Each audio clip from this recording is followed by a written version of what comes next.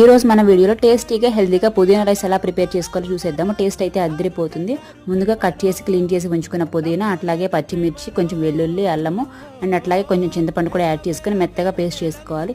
ఈ పేస్ట్ చేసుకున్న తర్వాత స్టవ్ వెలిగించుకొని కడాయి ఉంచి కొంచెం ఆయిల్ హీట్ చేసుకోవాలి. ఆయిల్ వేసుకొని హీట్ చేసుకున్న తర్వాత దాంట్లో బిర్యానీ దినుసులు ఏమైతే వేసుకుందాం అనుకుంటున్నామో అవి వేసుకొని అవి కొంచెం ఫ్రై చేసుకున్న తర్వాత కట్ చేసి ఉంచుకున్న ఆనియన్స్ అయితే యాడ్ చేసుకోవాలి. నెక్స్ట్ కొంచెం పసుపు వేసుకొని అవి కూడా ఫ్రై చేసుకోవాలి.